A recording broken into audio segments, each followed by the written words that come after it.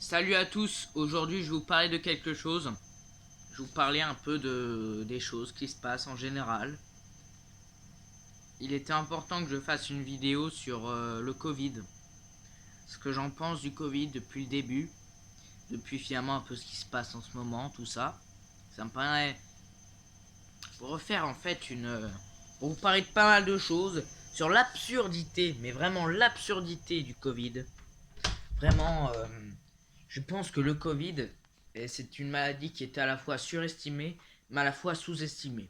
Je vais vous expliquer pourquoi elle est à la fois surestimée ou sous-estimée, ou plutôt surcotée ou sous-cotée. Bon, bref. Je pense que la maladie est tout d'abord surestimée pour ce qu'on voit dans les hôpitaux, enfin, je dirais tout, dans ce qu'on voit dans les médias, tout ça. Je pense que les médias, ils veulent peut-être nous inquiéter, j'en sais rien. Mais si on est, je sais bien, le Covid, mis à part, il y a peut-être des formes graves, mais si on est jeune, en bonne santé ou même en général, c'est quoi, on est cloué au lit maximum 7 jours, c'est une grippette en théorie le Covid. Il y a le vaccin quand même, mais quand même le Covid. On voit tout ça comme la peste noire, je veux dire le Covid. Les chances de survie sont quand même très fortes, quoi. Je dirais que peut-être sur 100, on a au moins 99 chances de survivre, je veux dire. Voilà. C'est quand même une maladie qui est quand même fortement surestimée. Quand au niveau des victimes soi-disant du Covid, je trouve que les vraies victimes du Covid, enfin les victimes directes du Covid, on surestime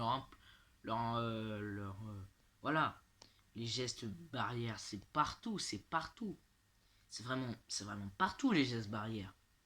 C'est, c'est que ça soit à l'hôpital, tout ça, le pass sanitaire, le masque, le gel hydroalcoolique, bref, plus de spontanéité quoi, plus de spontanéité les gens. Ça va un peu mieux maintenant, mais quand même, voilà. Voilà, Et puis voilà, je me souviens que j'avais dit une fois à quelqu'un, ouais, c'est quand même contre notre liberté, on est obligé de mettre un masque, bon, plus trop maintenant, mais, enfin, c'est pas plus à l'extérieur en tout cas, mais on est obligé de mettre un masque, gel hydroalcoolique et tout, c'est quand même contre notre liberté, la personne elle me répond, oui, c'est vrai, hein, bah oui, sauf que c'est vrai, sauf qu'eux, ils nous veulent du bien, ils font ça pour notre sécurité, non, ils enfreignent pas notre liberté, non. Ils font pas ça pour nous, ils enfreignent pas notre liberté, c'est juste pour notre sécurité. Alors déjà, ils nous veulent du bien, alors j'ai envie de dire, il y a les théories du complot qui disent qu'ils nous veulent du mal et qui nous alarment, mais ça, je vais pas me prononcer là-dessus. Mais même s'ils veulent du bien, même s'ils veulent du bien, on peut pas nier à un moment donné qu'ils enfreignent notre liberté, qu'on n'est pas libre. C'est un fait. Ils ont beau nous vouloir du bien, on n'est quand même pas libre. Même si c'est pour notre sécurité, on est quand même obligé de porter le masque. Voilà. De porter le masque, de mettre du gel hydroalcoolique, respecter les gestes barrières, voilà.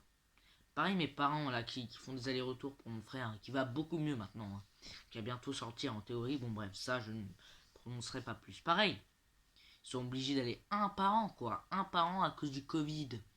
Mais voilà, mais oui, oh, ils font ça pour notre sécurité, tout ça. Il n'empêche ils ont beau faire ça pour notre sécurité, quitte enfin notre liberté.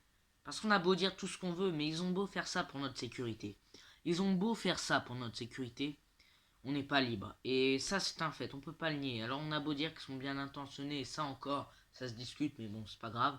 Si on parle de principe qu'ils sont bien intentionnés, ben ils ne respectent malgré tout pas notre liberté. Ils font ça pour notre bien, pour notre sécurité, quitte enfin notre liberté. Voilà. On n'est pas libre. Ils font ça pour notre sécurité, mais on n'est pas libre. Donc ils font ça, ils favorisent la sécurité, soi-disant, au détriment de la liberté. Bon bref, ça c'est encore un autre sujet. Mais enfin voilà. C'est surestimé le Covid parce que voilà, le Covid, ça c'est ni la peste noire, c'est ni la grippe espagnole, c'est pas non plus quelque chose d'horrible non plus, hein. C'est En théorie c'est une grippette quoi, je veux dire une grippette et ça fera pas autant de monde que la que la guerre mondiale, la seconde guerre mondiale par exemple. Non, non, c'est une grippette donc Covid, je trouve que c'est fortement surestimé à cause de ça parce que voilà, faut pas abuser non plus. Et je pense aussi que c'est sous-estimé d'une autre façon parce que certes on pense beaucoup aux gens qui sont réellement malades du Covid-19, qui sont touchés directement, mais on sous-estime en revanche les victimes entre guillemets collatérales du Covid-19. Et ça, il y en a beaucoup plus, parce que quand on voit le nombre de morts du Covid, c'est que les morts du Covid directement, c'est-à-dire ceux qui sont morts de la maladie, quoi. Mais on en oublie aussi les étudiants qui à une époque étaient isolés, ne pouvaient pas sortir, ne pouvaient pas avoir de vie sociale, se sont suicidés. On oublie aussi les personnes en EHPAD qui ne peuvent pas voir leurs proches, qui, elles aussi meurent de quelque chose, mais de tristesse, hein, ou de vieillesse.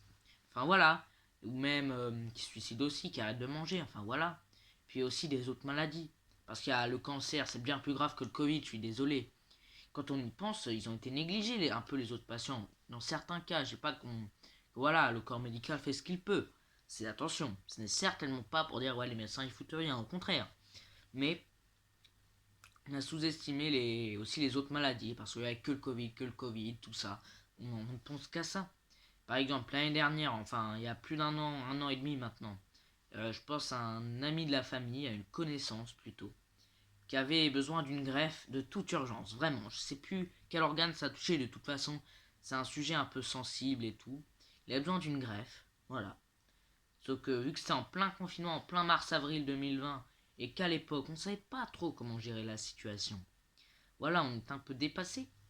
Et que voilà, bah du coup il est mort. Il n'a pas eu sa greffe parce que le Covid c'était un peu la priorité des soignants. C'était la priorité des soignants de soigner les malades du Covid à l'époque parce qu'on ne savait pas gérer les problèmes.